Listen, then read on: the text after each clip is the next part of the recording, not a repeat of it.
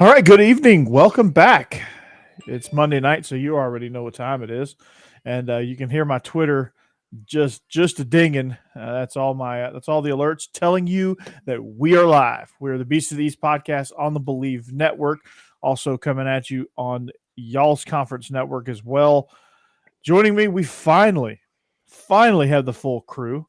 I thought it was just Ed Reed stumbling in, but that's just my man Israel Troupe. And of course, Vinny Hardy going t-shirt, no baseball jersey today. What's up, guys? Yo, glad to be back. We're in football season, man. We just got done with spring, so I ain't got to drive Raycross anymore, so that's good. That's good. I saw the Go Gators thing, and I was like, oh no, he's gonna have to say Gators now because he's a Ware County Bulldog or a Ware County Gator. I got nauseous as I was typing that. I almost threw up as I was typing it. My palms got sweaty. You know, it was. Was there vomit on your sweater already? No, not yet. Not yet. I kept it in. And it wasn't mom's spaghetti? Soul. No, not mom's spaghetti. It was grandma's spaghetti that day, though. Yeah, my grandma. She cooked, and she did make spaghetti. So I mean, it was coming back up. On the surface, though, you look calm and ready. Yeah. How in the world, in any school in Georgia, any high school in Georgia be nicknamed the Gators? That'd be like a school in Kentucky being the Volunteers.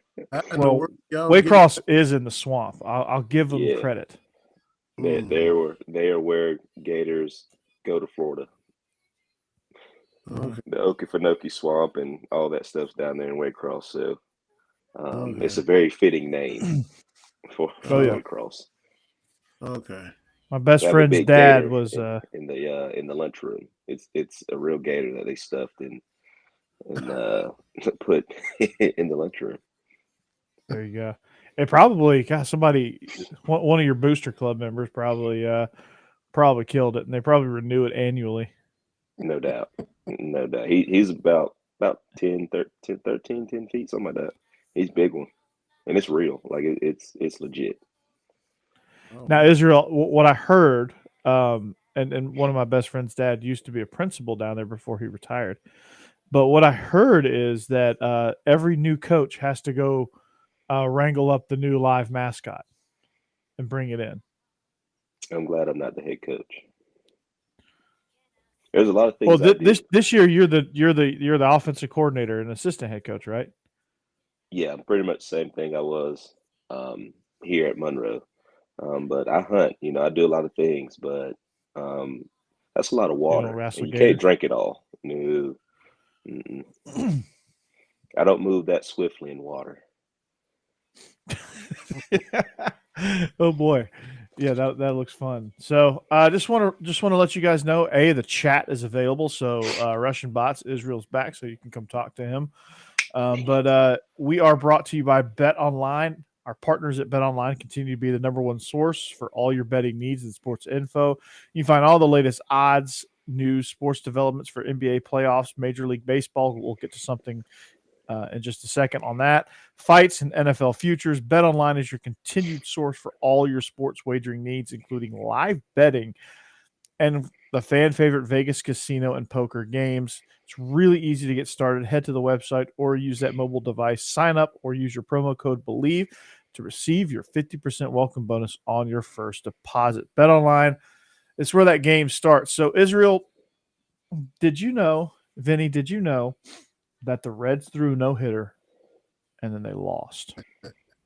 I saw that. You know how, I don't know if you can curse on here, but how shitty of a team that you have to be for your pitcher to throw a no hitter. Well, as a group, throw a no hitter and you not score a run. Yeah, that's so bad. Like how? They got to fight me in all you got to do is get one across. Some Little League stuff. And the Reds are pretty much the official, unofficial team of Kentucky. Cincinnati's just an hour from Lexington. Even in Southeast Kentucky, where I grew up, which is 4 hours from Cincinnati, that's the closest MLB team. So everybody in Little League wanted to play for the Reds. The Reds were. I was a Braves fan. I leaned south, but you're a Superstation baby. Yeah, Western Kentucky is Cardinals fans, but pretty much all the rest of Kentucky is Reds fans. So they are struggling right now, and that's some Little League stuff. It only happened 6 times in the history of MLB when you have a no-hitter and lose. God. And the 2022 Reds just doing that. That's what happens when you walk everybody. Hunter Green is going to be good, but Hunter Green is nasty. We saw him in Atlanta, Corey. I know we did. He was dealing, man. Still I'm is. a baseball. He's got a nasty sinker, and that's unacceptable. Yeah, so you can't. Yeah. When was the last time that's happened? I don't know. Let me look. It can't be in the modern era of baseball because last time total in all the years they've been playing 6 times. Yeah. Golly.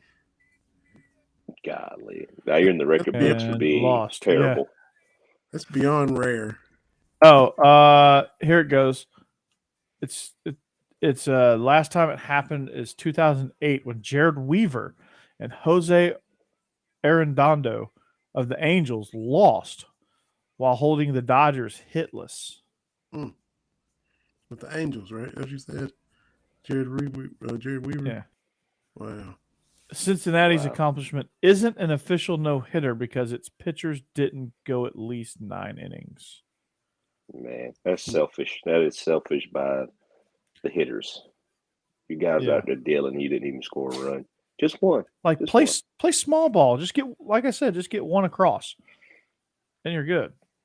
You know what I noticed? Speaking of the East, I watched Tennessee and Georgia play. And I saw that. I saw the tweet. I responded to it. Even though we took the series, I was seething just watching them play. They had a guy, I forget what his name was. He had struck out 6 times, before the at bat that he was in over the weekend, and that was his 7th strikeout when he struck out when he was at bat. I've never done that in a 2-week month time span. Struck out 6 times. He did it in a whole weekend. Mind you, that's very impressive and very upsetting at the same time. Did y'all win the series? We ended up winning the series. The bats came alive, I think, on Sunday with an 8-3 win. But it was like it's so up and down with Georgia because I think our guys, if they're not hot at the plate, they're freaking ice cold. There's no in between. There's no okay, we hit and we scored a few runs, but our pitching came. It's either we get slaughtered and have no approach at the plate and can't hit a lick, or we're tearing a cover off the ball. I wish there was a little bit more consistency. So y'all took 2 out of 3 from Tennessee? Yeah, I'll take that. Yeah, I'm not here to complain about that. I will definitely take it. We got in the week before. That was the first series they lost all season. Yeah. When they came to Lexington and then lost to Georgia as well. So, we're struggling in baseball, but that means we took y'all 2 out of 3 and took Tennessee 2 out of 3. They against top 10 teams, that's when Kentucky shows up. Against the mediocre teams, they lose. Kentucky's played the most consistent ball, like Vinny said, when they're playing top tier teams. I can definitely say that. When they're playing top tier teams, they're spot on. Come to play. And might not make the SEC tournament because of the way they play against the crappy teams. They lost 2 out of 3 to South Carolina. They got Auburn coming up. They control their own destiny. They can, only 12 teams make it, and we're down here fighting it out with Mississippi State to see if they can even make the SEC tournament. Which is crazy for Mississippi State. They won it all last year, didn't they? Or is this COVID thing such a blur that they won it 2 years ago and somebody else won it last year? Somebody else won it last year. I can't remember who did. I can't think of it either. But Auburn just took 2 out of 3 from Alabama, if I'm not mistaken. They won that series against Alabama. And Alabama's a pretty good baseball team. Yeah, my man Jake Thomas can't be too thrilled with that. He's he's not the. But yeah, nonetheless, Tennessee does still remain number one. They are a team that still needs to be dealt with because their bats are fairly consistent. Their pitching is really good, and tournament play can hold up really, really well. So we'll see kind of how that does in the postseason. They're gonna flame out though, right? They're gonna flame out at some point. They've got to. They're so emotional, right? Yeah, and they get ticked off at the least little thing. They're gonna, and then there's even fans because I'm hopping a jump from you up the road in East Tennessee, Corey, and there's some fans already, bracing for the letdown. Oh, we've enjoyed this, but then we're gonna get into regional. And we're gonna flame out. They're already like, oh. They're already getting nervous. Yes. It's such like they're such an emotional program, like all around. Like their basketball team was that way. Their baseball team seems to be that way. Their football team seems to be that way. I don't understand it. Mississippi State is defending champ 2020. Something. Yes. Something. It's like, geez, Louise. They are killing the fans on these ticket prices. Like, you think you go to minor league baseball game, you go to a game. I'm asking dudes, y'all going down to watch Tennessee instead of watching the Smokies? It's like, man, the prices are higher than football tickets right now. They are through the roof to go watch the Tennessee baseball team in Knoxville. It's ridiculous. And their games are like the Savannah Bananas, aren't they? Who? The Vols? Yeah. It's been a while since I've been down there. Is that a 5-hour energy? No, it's a Coke. Oh, I was about to say, damn bold strategy there at 9 o'clock. No, 10 o'clock. Man, we had field day today, which is the first time I've ever been a part of field day for high school students today. We got Big Red was not playing. She was not playing today. About 10 o'clock, it was like 95. So it got hot quick. Jeez. Yeah. Well, welcome to South Georgia, right? Absolutely. Ugh. But yeah, I watch Tennessee. I like the emotional part that they play with. I think they play with a lot of energy. But I feel like I'm watching a little league 9-year-old team play at the same time because their coach will fly off the handles, which I like. He's going to bat for his kids and things like that. But sometimes I'm like, dude, calm down. Like I think he drinks too many 5-hour energies before the game even starts. But it's like a bit much. And it's like, everybody calm down. It's baseball. Like it's not meant to be that stressful. But they feed off of it in a good way and bad way. Like when he's up and they need the energy boost, he's there, and it gets him going. But in other instances, they get so wrapped up in the emotions of everything except for actual baseball, it becomes a distraction. Absolutely. And now they can't focus at the plate because they're worried about somebody bat flipping or, talking stuff. Whatever shit. We already lost our clean rating, so we're good. Talking shit, all that stuff. I mean, I just don't I guess I don't understand how they operate. And how they can function like that, and how they can keep playing at a high level, especially when the stakes get when they go up against the Vandy Whistler in a tournament setting, like that's going to set them off, or like the freaking Rally Raccoon out in Arkansas, like that's going to get them going a little bit. You see that? The Rally Raccoon. Yeah. I saw that. The dude just that dude. That was the play of the weekend, dude. That dude just reached down and just snatched that raccoon up.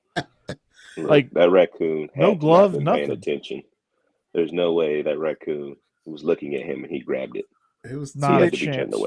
Not a chance. Proud, and he ran up on it from behind. Had to. He was looking. Had to. Raccoon was taking everybody else, and then. Have you ever ran up on a raccoon? No. I don't know. I haven't, and I don't really want to. They don't act like that. They don't let you just grab them. Like, hey, little buddy, come here. Like, no, they don't do that. Hey, I'm going to bite your hand off and give you rabies. Absolutely not. He snuck that raccoon. That raccoon was eating popcorn and he just ran up behind him. Yeah. It is impressive though.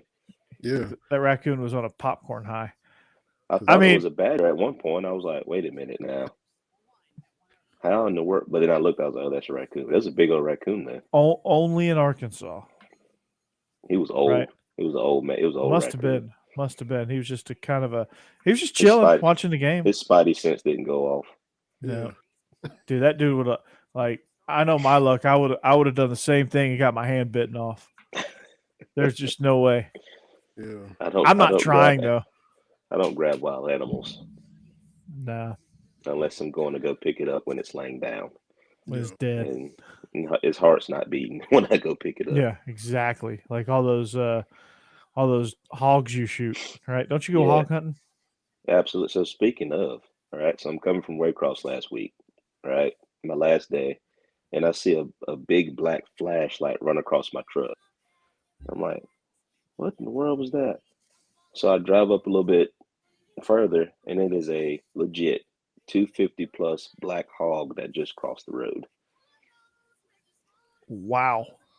Yes. Did you pull over and shoot it? No, I didn't have my guns in my truck, but I just kind of looked at him, and he looked at me, and then he just kept walking. He was huge, absolutely huge, solid black. Damn. So what's the technique on shooting hogs? You shoot it, preferably in the head, one shot, and go ahead and put it down, because the bigger they get, the tougher they are to put down. Because they're wild, so the more they run, they're very fast. So Arkansas's hog, right? The one that they bring out, the Razorback or whatever. Yeah. So picture that in the wild, and those are the ones you see. Nice. Now that's a tame one that they caught and kind of raised in a pen. But as big as that hog is, and they shave his tusks down, pretty much domesticated. So picture that thing with tusks running around in the field, and that's what a wild hog is. Do they run up in neighborhoods and stuff? Absolutely, they don't care. They destroy crops. My granddaddy was from Alabama, Leeds, outside of Birmingham, and he was born 1915. So we talking, Great Depression as a kid coming up. Mm-hmm. He said those things would be so big and their tusks so long that they could just, rip a horse's guts and kill a horse and just, gut a horse with their tusks. Absolutely, that's what they do. And this one, Jesus. he had some tusks, but it wasn't too big. But so a lot of times you try to trap them with dogs and stuff. So they make little vests for dogs, because they'll rip a dog in half with those tusks and stuff. So he wasn't lying. They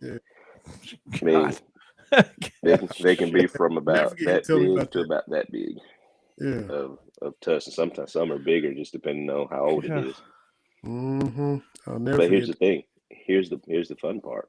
So if you take a domesticated hog, like on a farm, and you release it into the wild, eventually it'll become wild. And it'll start growing tusks. By being domesticated, the tusks and stuff don't grow. Wow. And then they get fun fact of the day. So like most domesticated animals, you throw them out into the wild and bam, they're dead like that. Hogs, not so much, right? Nope. They get in where they fit in and they adapt to the situation. Absolutely. I just gained a lot of respect for Arkansas and their mascot. Good. I remember when we played them, and they put it. We came in after pregame, just like at LSU when they bring Mike the Tiger, they'll come put it right by your locker room. Well, they brought this hog right by our locker room. Now, mind you, I've seen him in the wild. I know one. I've never seen one that big in person before. And they right up the cage, and he's bucking against the cage, right by our locker room. It's probably an unnerving thing because I'm sure you don't really see it until you're up on it, right? Yeah, it was laying down. I'm sure they place it. Yeah, it was. Oof. Yeah, it was terrible. Like at LSU, you come out of this little narrow tunnel, and all of a sudden there's Mike the Tiger trying to rip your head off. Yep. And like at Colorado with the buffalo, they run the buffalo right at you, into the truck. Nice. And the truck's right by so you know how Colorado, you're walking down the grandstand right here onto the field from the visitor side. Well, when they're running the buffalo around, the truck that they put them in is right next to that walkway, like right next to it. So when they're running them around, they run them right dead at you and into the truck. But it looks like as they're coming around that he's running right at you. Yeah. It's an optical illusion. They know that's somebody studied psychology right there. That's pretty interesting. Was that the best like non-conference stadium you played in? Did you play at were you on the Colorado team? was cool. Oklahoma State was really cool too with the paddle situation. And they're right on top of you, aren't they? Yeah, they're right there. Like, was that right the hottest game you played? Arizona was at the beginning of the game, and then when we played Arizona State, it was really hot. And then as soon as the sun went down, it got chilly quick. That's crazy. Yeah, that was the game Noshawn went off, right? It was pretty toasty. Yeah. Yeah, I remember it being just blazing. It looked hot on TV. It just looked, and everybody kind of looked just dehydrated. That's what I hear. But everybody kind of looked dehydrated. Yeah. Yeah. More ways than one. I love it. So, but yeah, I mean that's crazy. You know, just I never knew. I didn't think I was going to log on tonight and learn so much about hog hunting. But yes, nature. Now you're going to be hunting gators. Absolutely not. No. I don't fish in the ocean. Going to see. I don't fish in. Well, the biggest lake that I fish in is Lake Blackshear, and I fish in the sloughs. I don't go out in the big part of it. Right. But I don't. No, I don't like that. Swampy areas with snakes and snapping turtles and stuff. Gators. I don't do that. Yeah. Now Israel, I can't remember. It's been a while. Did we talk draft with you? Did you give us your opinion on the draft? No. I was out that week, but I liked it. I enjoyed it. I think it was a good draft. I think everybody kind of got what they needed. I felt like Malik should have went sooner. He, in my opinion, he's the best quarterback in the draft. In my opinion, I think Atlanta should have got him. They have a problem with drafting kids from Atlanta and bringing them home to be a hometown name, which I don't understand. Yeah, I don't get that. You take another receiver, but didn't get anybody else to throw him the ball other than Mariota. I like Mariota. Don't get me wrong, but he's not the face of the franchise either. I mean, they get Ritter, they get Desmond Ritter, but I mean, really, Desmond Ritter's just a carbon copy of Mariota, which doesn't really serve you a purpose. Absolutely, but best of luck to him. I think they got it right with Trey going first. I think the Jacksonville Jaguars got a steal there. So, I mean, I tweeted the other day. I was watching do drills, and I was like, this young man is huge. I understand why Michigan couldn't block him now. I really do, because he is a grown man, and he freaking moves too. Absolutely. I think Georgia had a great showing in all of our guys. I mean, just to have that many guys get drafted, even in the late rounds, is a testament to what Georgia's doing. They're doing things right. They're developing players. Ha ha to those that say Kirby Smart doesn't develop players. He doesn't. But it was just a fluke. It was just because Alabama's receivers got hurt. That's all. Yeah, sure it was. And then, of course, Green Bay. They, if I'm not gonna pronounce this right, but Gutekunst or whatever his name is, the GM for the Packers. If he was in Atlanta, maybe Atlanta would be Georgia Bulldogs South. Absolutely. He loves Atlanta players. He loves them Georgia players, man. He got a pair of them in the first round with Devontae Wyatt and Quay Walker. So I mean, it's a great it's a great showing. But what I don't understand is I understand it's a job, and we've all coached before and we know the game, right? Right. How analysts who have never played this game before can tell you, well, he shouldn't do this or they shouldn't have did that. This is a terrible idea. Yeah, you watch film. I get it. You watch tape. But there's more to the game than just watching a couple plays on film. That's how I feel about it. You know, the all-around body of work, the way he moves, the way he carries himself. You know, did you sit in the interviews with him? Which I know you didn't. You just got secondhand information. Right. It just bothers me sometimes that people who've never been in this game or been in situations past JV and Pee Wee League, you know, can tell you about the NFL and college football. Yeah, it's weird. Like you know, just I think analyzing based on the information that you have, I think if you understand that you have a limited source of information, like people talk in such absolutes, I think that's where the problem lies. It's absolutely this, it's absolutely that, when we know it's not. Like, you're doing the best you can, and you get it, especially in the later rounds, you get exposed to some of these guys, and it's like, okay, do we, it's a razor's edge anyway of what you're trying to determine. And, you're looking through a guy's medical history. You're looking through, you've probably been through every game of his college career. You've talked to him on the phone. You've interviewed him. You've seen him face to face at the combine, at the pro days. So you have a feel of just kind of how he is in his natural element. And if you feel good about it, you pick him. If you don't, then or if you feel better about one guy than the other. And a lot of it, I think people think that to pick one person, you have to dislike another. Yeah. And that's just simply not true. It's, okay, we like this guy a little bit more because. And that's all it really should take. And we're not going to know. I mean, some of these second rounders could be complete busts. Some of these seventh rounders could be future starters. Like you don't know. Tom Brady. Tom Brady, for one. Tay Crowder is another one that I love to point to. He was Mr. Irrelevant. He's a starter for the Giants now. It's just all about what situation you land in, what the team needs, and kind of how you develop as a pro. I mean, everything about a pro is total freedom.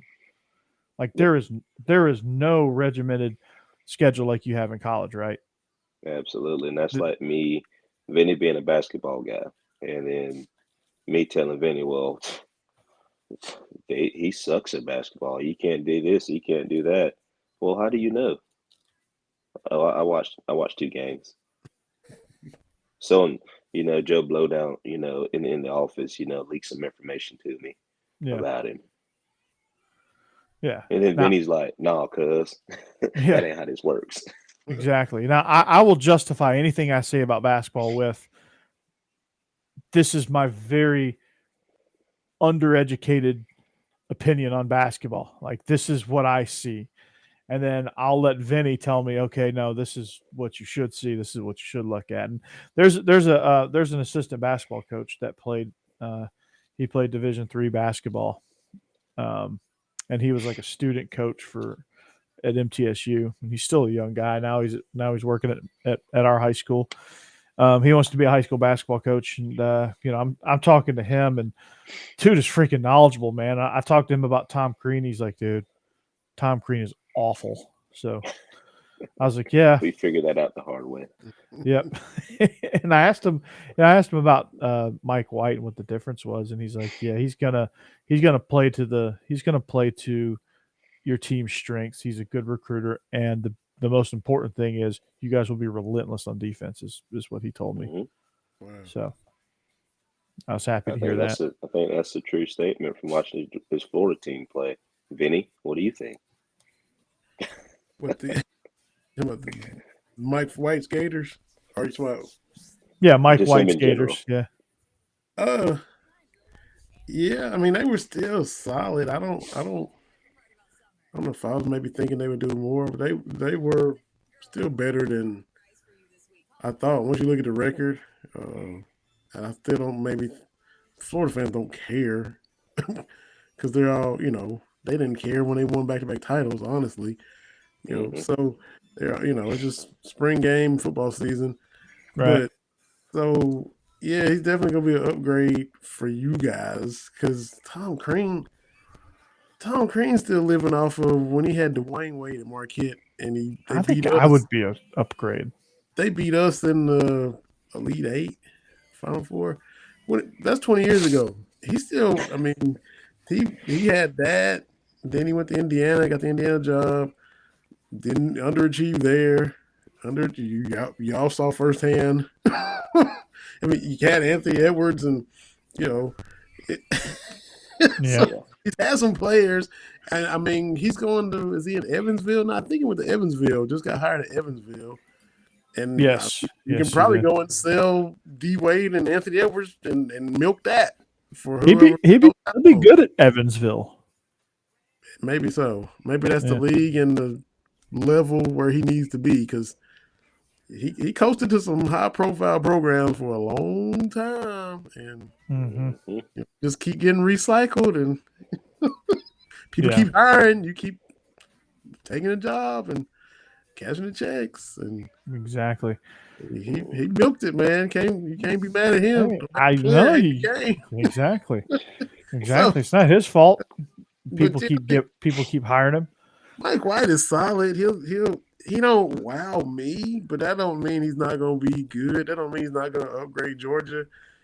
I think I just expected him to do a little bit more at Florida than he did, but he was still solid. Maybe he felt the need to change. Maybe he felt the apathy. Maybe he felt okay, it's getting a little stale. I'm gonna go to a place that really wants me there and appreciates me. That's probably what happened. Get the crowd back, get some buzz back. Beat Florida when you play Florida, which that's y'all will love that. I mean, he's got a lot of. I guess if he did a pro con list, the pros outweighed the cons for him to make that move. They did. You know what's scary looking, by the way, going back to football? I'm looking at some of these rookie mini camp photos, and Jordan Davis in an Eagles uniform just looks devastating. Because you got that helmet is Fletcher Cox. Yeah. That D line is absolutely ridiculous right now. Yeah, and not only that, Fletcher Cox plays like 80% of the snaps. Like it's not like he plays a couple, then he's off the field. Like he plays like dang near the whole. They got game. Brandon Graham too. They got some dudes on defense now. Their defense is going to be legit. And they got Nakobe. They got some weapons on. They got what's his name from Tennessee now.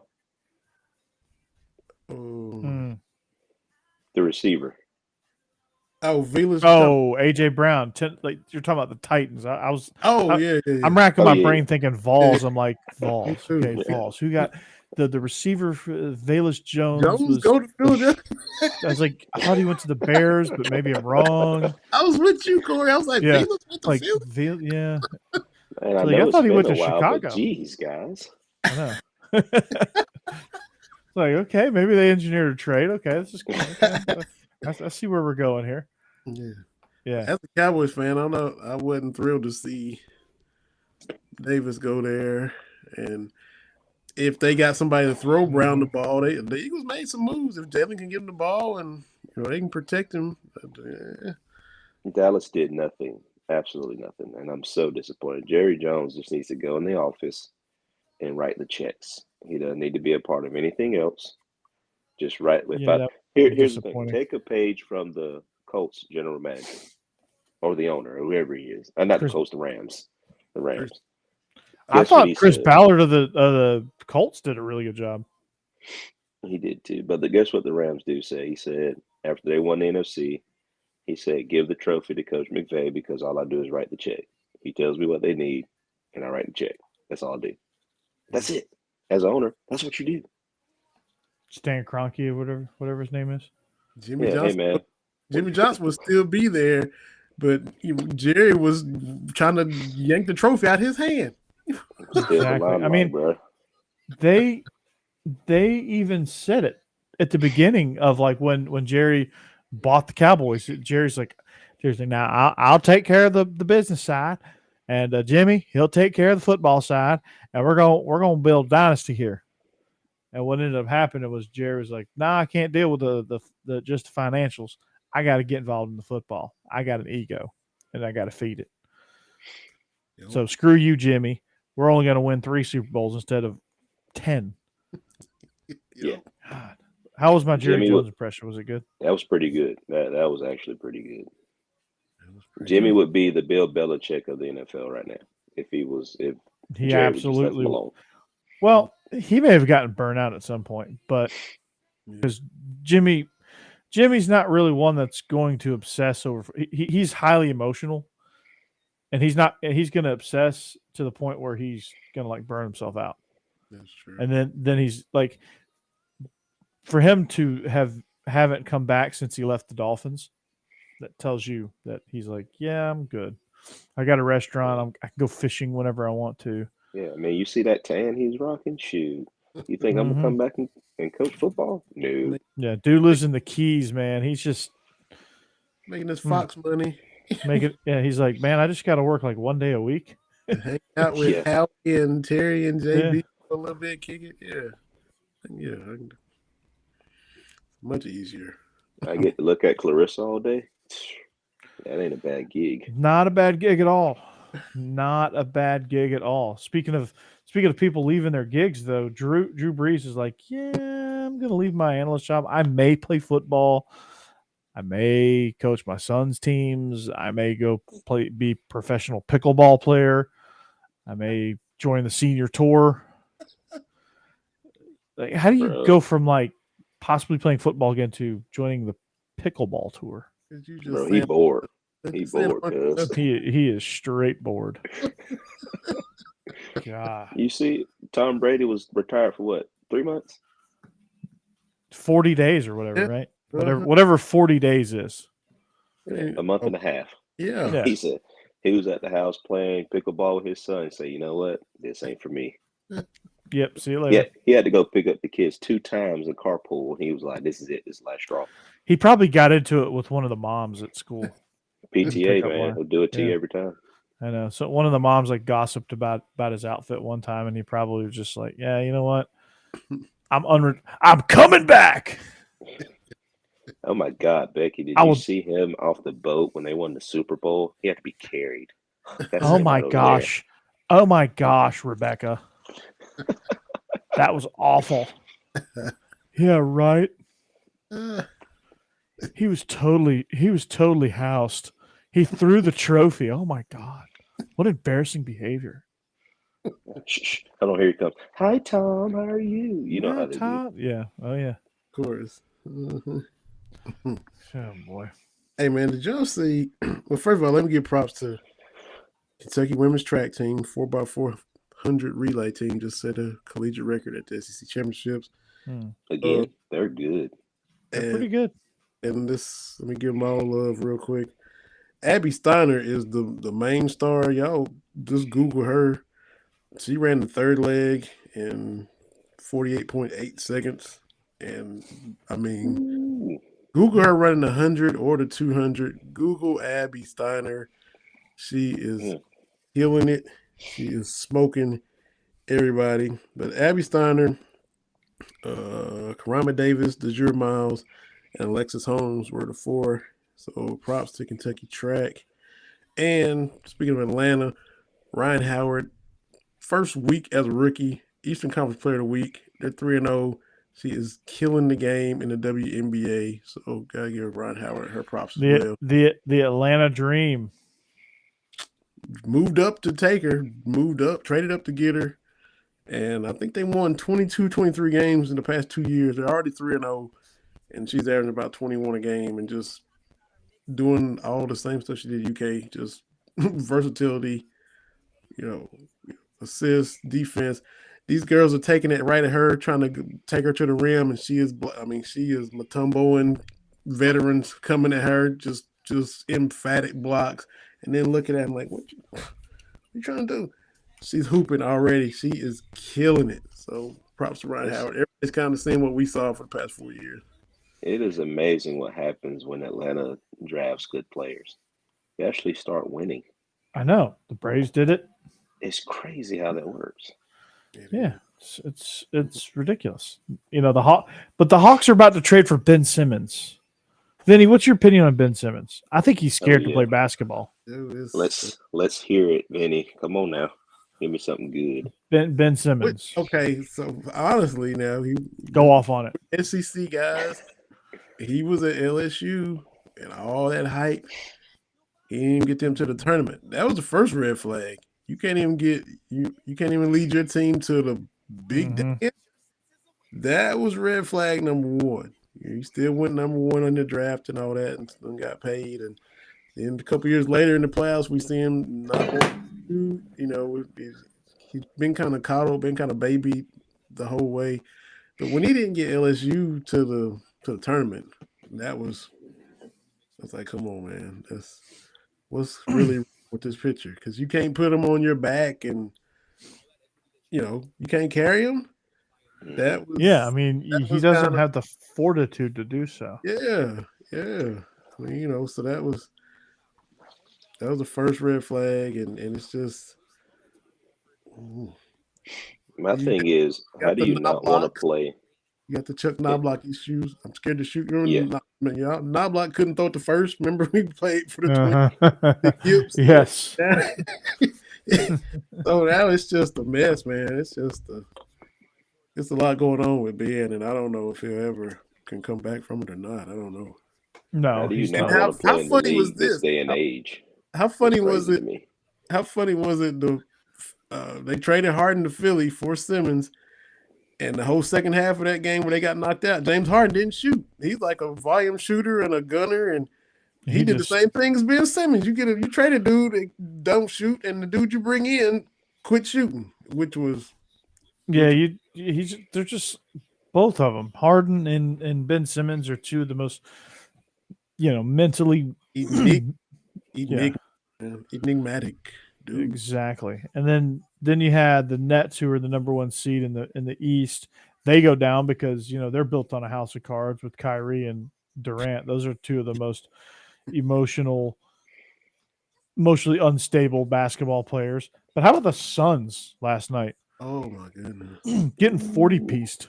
Oh. At home in Game 7. Luka did whatever he wanted, whenever he wanted.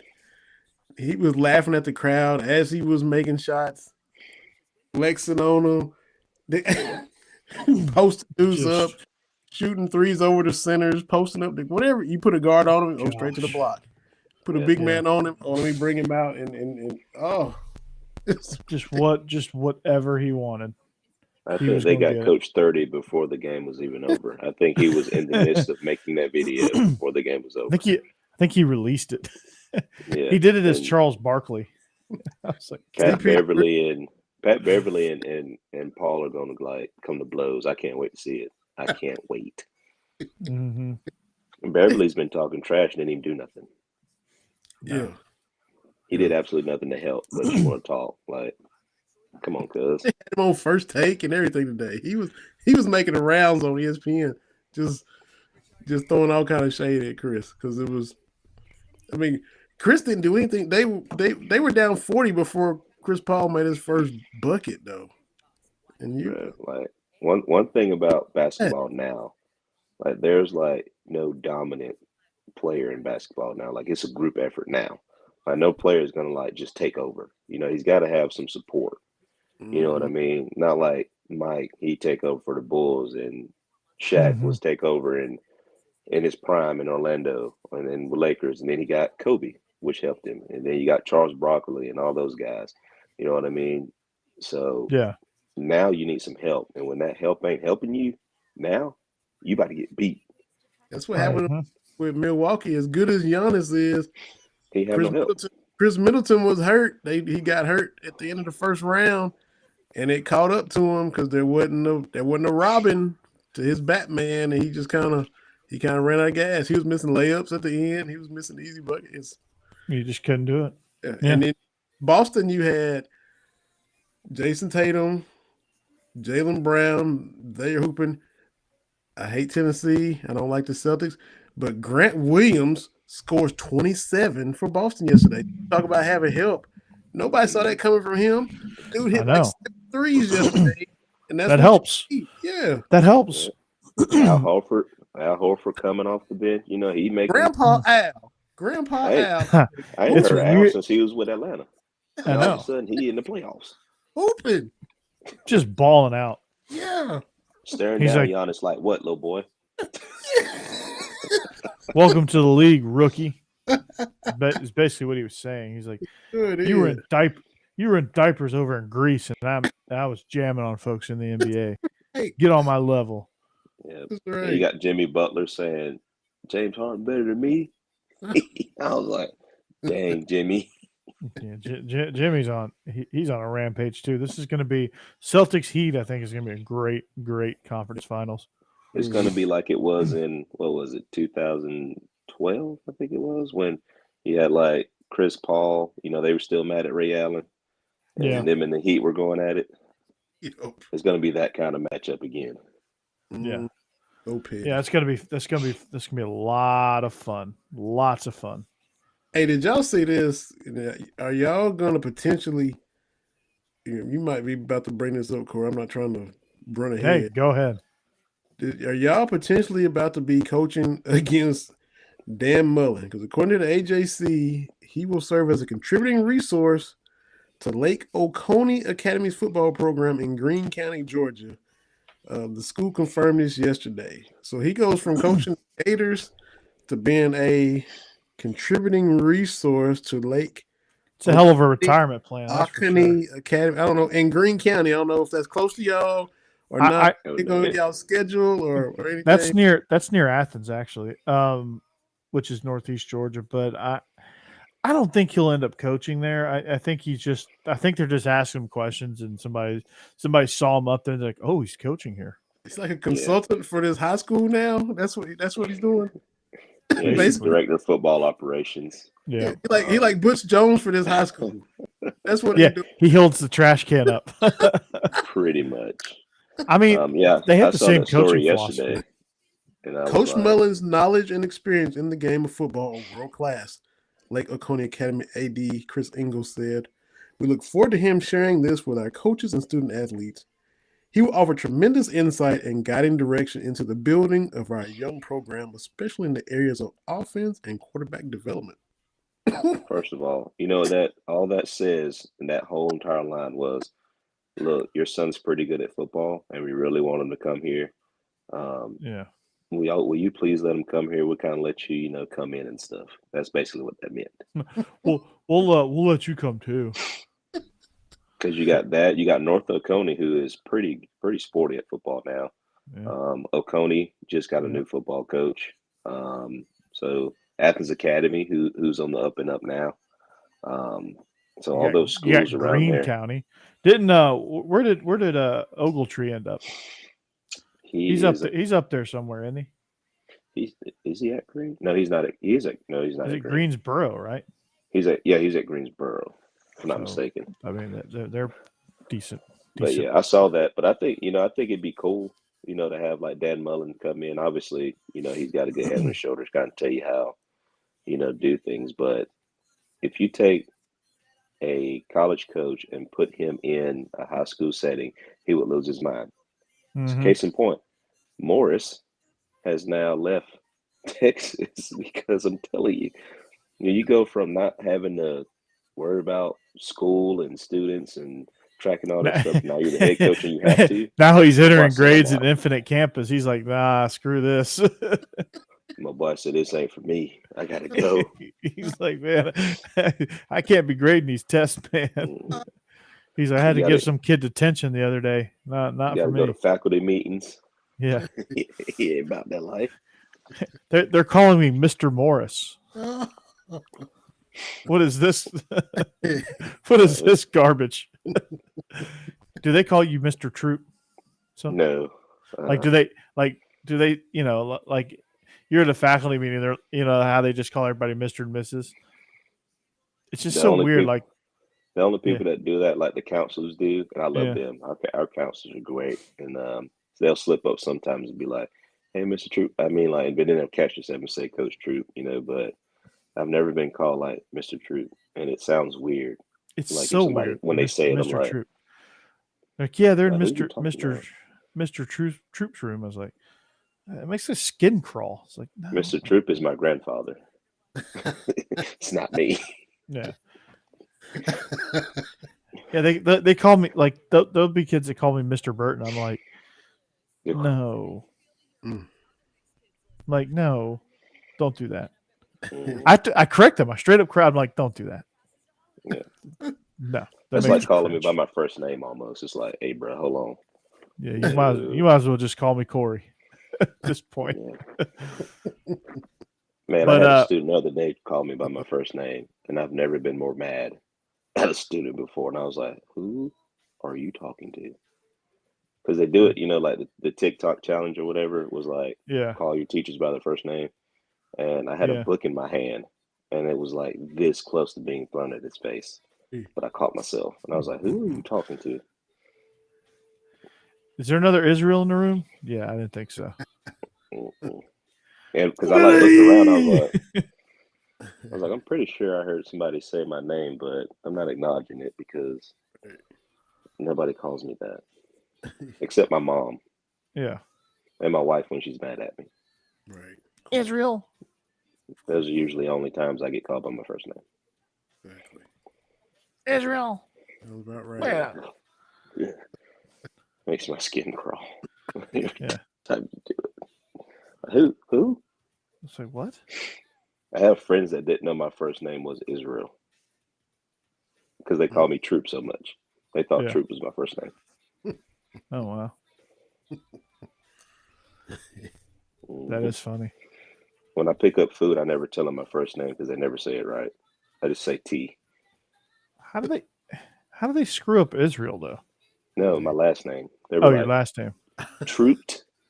Troupe. Oh yeah, my name is Troupe, and there's like Troupe. Yes. Trapper keeper.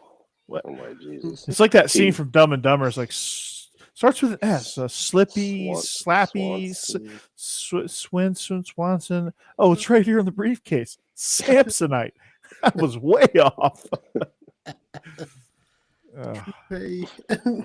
Troupe. Love it. They confuse you for a hairpiece. It's crazy. It is crazy. Or they can't spell it. Oh yeah, don't even try to spell it. Unbelievable. People forget the E all the time. I'm like, it's an E. Like, oh, excuse me. Are you that guy? It's like, oh, excuse me. There's a E at the end of this. You got this wrong.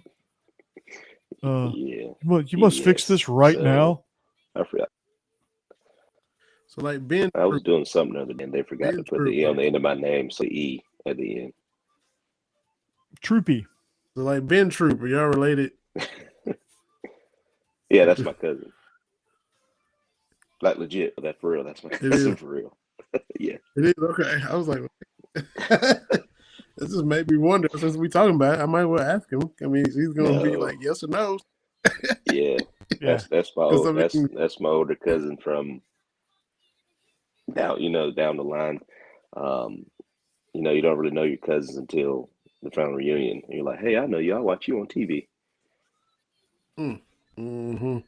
Hey, so you wear the wrong uniform, but I know you. Yeah. It was really cool because when I went to Florida on my official visit during the spring game, they announced everybody. Before Dan Mullen got there and it got boring. They would announce your names of who was there, recruits and stuff. And as soon as they said my name, everybody said true, because that's what they said whenever he caught the ball. So it was really cool. Yeah. So it was already built in. Yeah. And my family was not happy that I chose to go to Georgia. Oh. Well, so is this him from Swainsboro? Is that close to where you from? Or you different? I'm from Tipton, which is on a little bit more south than them. But now that what county is Swainsboro? I forget. So they weren't happy that you went to Georgia. Shouldn't they have been mad at him for going to Florida first? If y'all, Georgia folks. Well, he had already established it. And you was just supposed to follow along since he. The Troupe legacy. Family reunion get kind of awkward now, boy. That Troupe legacy. It really does. So cookouts are like weird every once in a while, especially now that Georgia's won a national championship. Now, oh boy, they really hate me now. That's gonna be interesting. On this summer, yeah, because like my side is all Georgia, obviously because of me. Like that side's all Florida because of him. So the cookout's gonna be on this year, boy. Exactly. On and popping, baby. On and popping. How about the? So what? How about the potential Manning cookouts with Arch? Getting ready to choose between Georgia and Texas. Wow. If I'm going to Texas. I ain't gonna lie. They're gonna be in the SEC when he comes on. Yeah. I mean, I'm not gonna lie. You're gonna, for him. Like by the time he gets on campus, Quinn Ewers will be gone. It'd be like all to himself, and you get Sarkisian. You get he's a really good quarterback Austin. Coach. Yeah, he's a really good quarterback coach. I think if Alabama had Sarkisian, I think they would have been able to overcome these two injuries to their wide receivers. But Bill O'Brien just couldn't handle it. He showed it in Texas with Deshaun Watson. Yep. I mean, you had Deshaun Watson. That's all you needed. He's a winner. He's a winner. And you blew it.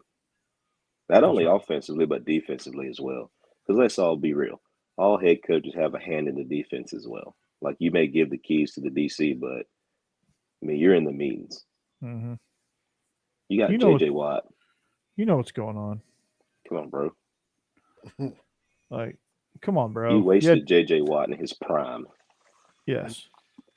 You had Cush. You had Watt. That's a dysfunctional organization.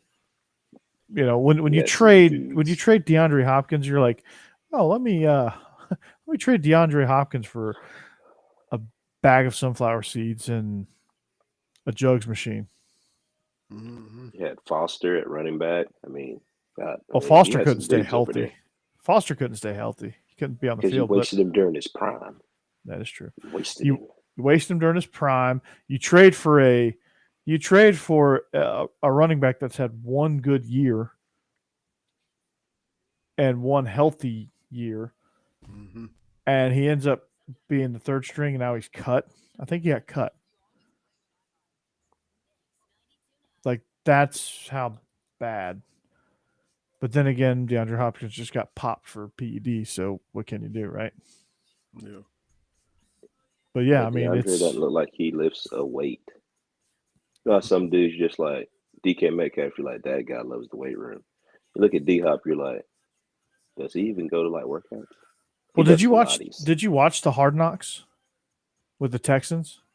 Mm-mm. If you want to get an idea of DeAndre Hopkins, watch that one. He was bigger in college than he is now. Yeah, he was. He was. You know, he just watch. You'll draw several conclusions. Mike Vrabel is the real deal. Brian Cushing is certifiably insane. You're not sure if J.J. Watt has got a future in WWE. And I'll let you draw your conclusion about D-Hop. But Vince Wilfork is hilarious, by the way. Oh, we all knew that when he had on the overalls and the cowboy boots and no shirt. That's priceless. Yeah. Ben Jones is Ben Jones. Ben Jones is Ben Jones. Let's see what else. What else did we gain from that? You knew that Bill O'Brien likes Rick Ross.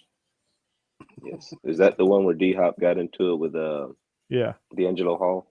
Yeah. Oh, that was a priceless episode.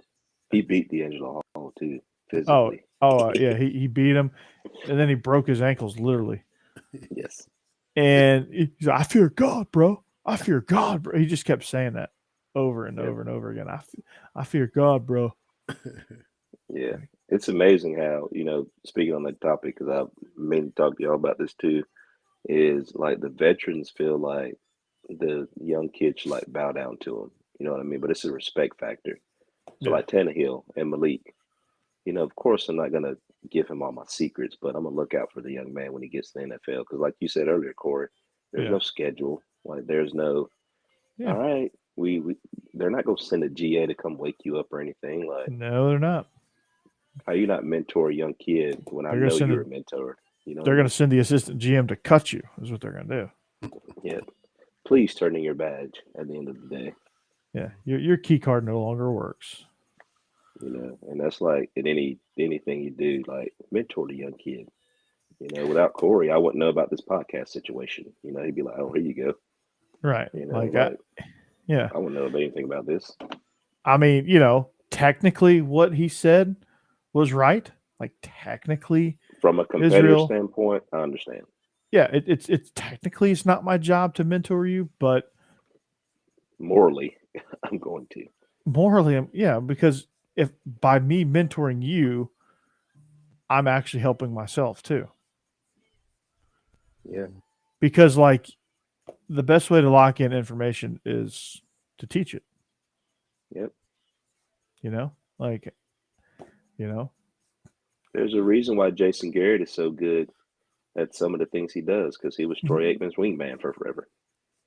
Yeah, like if Ryan Tannehill was truly not worried about losing his job to a rookie, to a third round rookie, he probably wouldn't have made that comment. He probably just would have said, "Yeah, you know, whatever he needs," and probably just would have brushed right past it. Yeah, you know, you're 2 plays away from him taking your job, and you felt that, and you're intimidated by that. Like even if I wasn't going to do it, I wouldn't have said in front of people. No, I mean, just been like, yeah, we're going to practice together and move on to the next question. You gave a whole dissertation as to why you're not going to do it. Yeah, but it's just like, it's not the fact that he's, you know, because you know, like he's going to help him some, right? I mean, it's not his job to hold his hand, but he's going to help him. Like Malik Willis is going to have some questions, and Tannehill will answer them. You know, that he's going to, you know, he'll work with them on some techniques. They just do normal teammate stuff. Mm-hmm. Like I think too much of a big deal was made of it. But the more I thought about it, I kind of feel like too much of a big deal was made of it. But I think in the moment, I think he said it wrong. I think the insecurity came out, and that's the first thing I picked up on. Oh, this dude's insecure. Mm-hmm. He feels like he's going to lose his job. You know, he's like, I'm not my job. He gets real defensive. It sounded real defensive. Like, I'm not mentoring him. That's not my job. Go that Favre Rodgers route. I ain't helping him. Yeah, I'm not helping him. Absolutely. Fuck that guy. All I could think about was that y'all ever seen that episode of Chappelle's Show, the player haters ball? Yeah. And all I could think of hate. Yeah. I mean, it's like, come on, man. Like, you got to answer that question like a pro. Like, that wasn't a very pro answer. Yeah. That was very much of like a high school kid who just lost state championship, and they interview him, which is a terrible idea, by the way. Yeah, it's awful. Like, save the losing interviews for the pros, but he had that playoff game where he threw 3 really bad interceptions. Yeah, he didn't basically help him whatsoever. He sealed the game for him. Yeah, basically, I mean, all he has to do is play mediocre, and they win that game because Joe Burrow was sacked 9 times. Yeah, it was the NFL equivalent of throwing a no-hitter and losing. I was just about to say that. I was literally just about to say it. Great minds think alike. We come full circle. Yeah. Full circle, yes. Man. But you know, going back to your point, Israel, you know, helping you is helping the show, and helping the show, having a good show is where it's at. Dude, we're all boys. I mean, I might not hang out with you outside of, you know, the locker room or whatever, but in between these walls, like, we're teammates, and we gotta look out for each other. There are plenty of people on my team I didn't hang out with, but if it came down to it, like, we were gonna stick together. Oh yeah, you got to. I don't have to like you to be a good teammate. No, basically. I mean, it helps, but it's not a requirement. No. So yeah, I thought there was a little bit of an overreaction. I think that, you know, it's slow time. Media needed something to take off with. They needed something to fuel this Malik Willis fire, but it just reeked how he said it was that's what set it off. It's like, oh, well, this sounds like a guy that's going to lose his job by week 8. Yeah. You know, Hate. And he very well could. Hate. That's all I heard. hate. I'm The gonna player watch that haters bought. Oh yeah. When we get off, I'm gonna watch that. I love that part. Got to. Yeah, it's just I don't get it. Like Tannehill, I think Tannehill's contract a little bit is to blame for AJ Brown, because I think they would have been able to pay him if they weren't paying an ungodly amount to Tannehill. But hindsight's always 20/20, of course. And you got to pay your quarterback who just coming off an NFC Championship appearance. You have to pay your quarterback. And I understand that you're about to have a franchise defensive tackle, which Aaron Donald proved that you have to pay that guy now. Mm-hmm. So they have Ben Simmons, not Ben Simmons. They don't have Ben Simmons. They have, Jeffrey Simmons that they have to pay, and they have Derrick Henry that they're probably going to have to offer a huge extension to. So, I mean, they got their priorities, and paying $25 million for a year for a wide receiver who hasn't really played a full season yet is a little bit irresponsible. They weren't going to pay him, and the whole goal for NFL receivers is to get your 5 years at the rookie contract and move on. Get the next one. That's what they did. Now they got Treylon Burks, who's just as good. They'll have him for 4 or 5 years, and they'll move on from him probably when he starts commanding more money. It's easy breezy. Like at some point, you knew that Patrick Mahomes deal was going to affect him somehow, right? Like you can't pay him $400 million and not lose somebody. It's the NFL. It's the NFL. There's a salary cap, right? Somebody's gonna pay it. Somebody's gonna pay it, but the Chiefs couldn't pay it. They didn't want to not get anything for him, so they had to trade him. They were forced to make that move. Which, I mean, that happens. That's called business in the NFL. It's business as usual. It's called don't get too attached to players. That's why I don't buy jerseys. Exactly. That's one reason why I don't buy jerseys. There's a myriad of other reasons, but that's one of them. It's just, to me, this may sound get off my lawn, knuckle dragging, whatever, cavemanish of me, but I have a hard time wearing another grown man's jersey. That's weird. As a grown man, it just feels weird to me. Like I can wear like a baseball jersey. Baseball jersey, because it's not, you can unbutton it. It's not really form fitting. But like a football jersey. I'm just talking about having the other dude's name on my back. Like pause. What? Pause. Oh, it's one of the things my kids taught me. I learned new things in school all the time. Okay, you're going to have to explain this one. I will. Pause. Yeah, no, I just like the generic baseball jersey or the generic hockey jersey. I can do that. Yeah. Like as a kid, I had a Michael Jordan jersey, but I was a kid. Like I don't wear it anymore.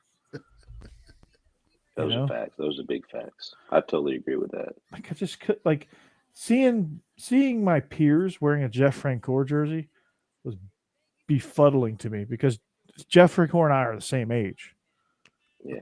I like Jeff Francoeur. I think he was a good ball player. Not gonna rock his jersey. Especially like when you know the person too. Yeah. Like I know him like personally. Like me rocking a Ben Jones jersey or AJ Green jersey, something like that. I'm like, I know him. Yeah. Unless I'm going to a function for him and like wearing it would just be supporting his cause. Okay. Still not doing it. Yeah. I don't even wear my own jerseys with my own name on the back of it. Yeah, that feels weird too. I wore my for one of our homecoming dress up days, I wore my jersey. My high school jersey. Weird. Felt weird. I wore my Letterman's jacket one day for one of those dress up days. Felt weird. Start to realize how old you really are in situations like that. Yeah. Like I must be really getting to the age. I must really be getting old. I'm old. I'm the oldest guy on here, but I must be really getting old because I'm starting to like rock the plain shirts. Like just subtle. The more subtle the graphic, the better. Although that hat you're rocking is fantastic. Thanks, man. You know, well, I'm Dog starting action. to get into the hat game. You know, like the old snapbacks. Yeah. I got this Columbia hat. It's like the American flag, but it's all fish. Mm-hmm. Got that one. I got a Costa. Is it Costa or Costa? I say Costa. I say Costa too. I was just curious about that. I know somebody's gonna jump in. It's like it's Costa. Oh jeez. Costa, y'all want to sponsor the podcast? Come on and holler at us. Yeah, if you want to come on and correct us and throw us some sponsorship, by all means. Absolutely. I could use some blue blockers. Costa and blue blockers. And Bird Dog. Bird Dog one, Which Nike. Bird Dog? The glasses? Bird Dog makes glasses too? Whatever Bird Dog makes, bring it on. You're here for it. It tastes delicious, by the way. No, does it? It does. Oh, they make that in Tennessee? Bird Dog? Yeah. You know they make whiskey, right? Yeah. Yeah. I think they do. And they made in Tennessee? I thought it was either Tennessee or Kentucky. That's right. They make it all. They do it all. It's crazy. It's delicious. That's right. I forgot about Bird Dog. And by the way, this pen right here, I found a magnetic part of my laptop, and it's just like sticking to it. I'm like mesmerized by it. The things you find out as you're podcasting. Yeah, I'm like, because I was just holding the pen, I just set it down, and it just like snapped out of my hand. I was like, "What the hell? Hold on." Hey, Mom, look what I can do. Hey, check this out! Oh! Everybody's like, "Corey, what are you doing?" Yeah, we've been really about to show my age now. Remember Mad TV? Mm-hmm. Stewart. Yes. Yep. Mom, look what I can do. God, love it. That's a reference right there. He was the one. These kids will never know. They will never know how good TV really was back then. Oh my God! Like Saturday Night Live before they were overly political was outstanding. The jokes that they make each other do. Yeah. The news. Oh, those are priceless. Oh, those are awesome. Priceless. They read each other's jokes, and when they're about to deliver, like, oh God, like bracing for impact.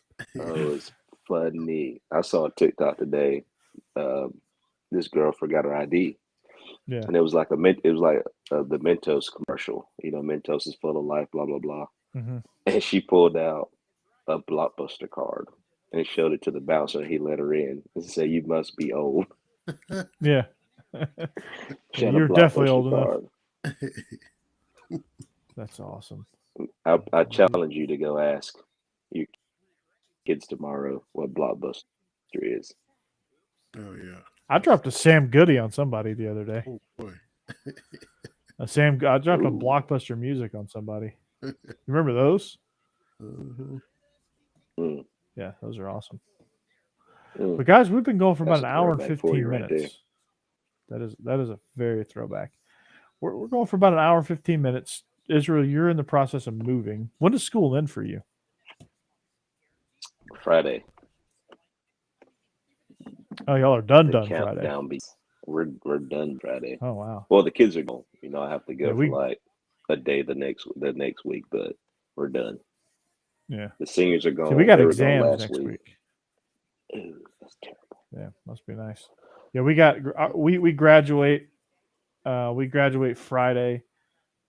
Our exams are the following week, so those are all half days for the kids.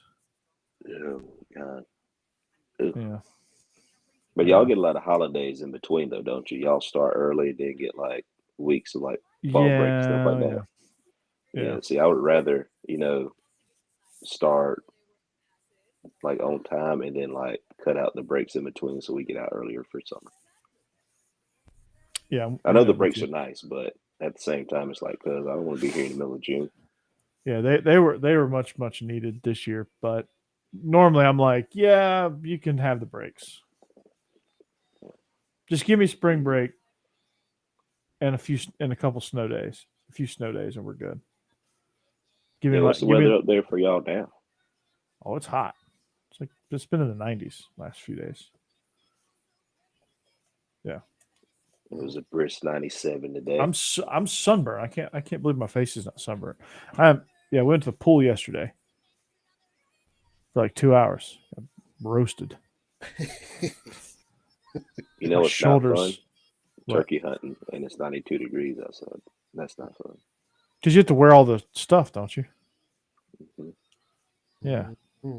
Can only imagine. Yeah. Now, are you the no matter what the temperature is, you're coaching in long sleeves? I am now. I used to not be, but I am now. I wear long sleeves all the time, but I don't like the big floppy hats though. I'm a regular hat guy. I used to like the floppy hats, and then like I tried to wear mine. See, we still got 3 days of spring practice this week. Yeah, makes sense. Make sense. But I was I tried to wear my floppy hat. I was like, God, this thing's just not practical. It's uncomfortable. So I went back to my regular hat. I wear it on the beach all the time, but I don't wear it at practice. I don't even do that anymore. I just kind of, I'll wear it on the boat sometimes. I'll wear it on my yacht. My yacht's going to be named Beast of the East. Bleav it, baby. That's right. Bleav got this new feature that we can actually, I can actually, as I upload our episode, I can actually create, the little snippets that has like the picture and it has like the jumping audio waveform thing. Mm-hmm. Now we have the ability to create that ourselves. That is impressive. Mm-hmm. I still draw stick figures. We're at our power right now. I know Israel's like, what technology? Corey has the power. I have the power. He got the juice now, Vinny. I've definitely got the juice. Yeah, it'd be fun to play around with that. Yeah, what do I do with that? Israel, I thought about giving you the login stuff, but I was like, well, he probably ain't gonna not do it anyway. So I don't know how to do that. Like, man, I just teach weight training. Look, if y'all don't come up with them links and stuff, I'm like, all right, guys, I'm in the dark over here. Well, you're literally in the dark over there because you guys are moving out like tomorrow. Yeah, it's our house sold and we bought a new house. I feel like such an adult. You sell a house and then you buy another house. It's crazy. You win the adult award. I ain't doing it again for a while. I think I'm gonna stay still for a little bit. Yeah, we won Parents of the Year yesterday. Took Huck on a 3-mile hike and a hour and a half at the pool. Oh man! And like another 2 hours playing outside in the backyard. Yeah, he slept like a champ. He did sleep like a champ. That dude was, and it was hot too, man. Mm-hmm. It's probably like, take me home now. I'm ready to go. Yeah. We did like legit trail hiking, Y'all got it all in yesterday. Mm-hmm. That's our weekend. Hope you carried your stick. The critters are out. Yep. I caught a tick. Yeah. Got home, I was like, oh, that's a tick. Boop. So got it right off. So, but we're an hour and 20 minutes in. So we're gonna wrap this bad boy up because it probably got real late, real early for you East Coasters, you Eastern time zone people. That's right. It's 11:05. It is time for the Fox 5 News or whatever channel you watch down there and wherever you are. The cool kids live on this side of the hemisphere. All the cool kids are in the Central Time Zone. I was about to say, not hemisphere, time zone. See, yeah, we're both we're both in the we're both in the Northern Hemisphere, so that's good, right? So we're all cool. So we all fit in. All you Southern Hemisphere I caught people. it like right when I said, I was like, wait, that's not right. Are you you got something against Australians? Sounds like it. Yeah, Sounds like they're cool. That's gonna be the headline. Animals, but they're cool. Israel Troupe hates Australians. There it is. There it is. Mr. Tropper hates Australians. Yeah. Well, you're like, I'll take that headline. I don't know who the hell Mr. Tropper is, but we're good. That guy. that guy hates Australians. So, but anyway, we are the Beast of the East podcast on the Bleav Network, coming at you on y'all's conference. Welcome back, Israel. And we will see you back here same time next week. The Troupe will be celebrating his end of school. We'll try to get him live from the moving van. And we'll get it done there for Vinny, for Israel, and Corey. We wish you a great week and an even better weekend. We'll see you back here next Monday. Goodbye.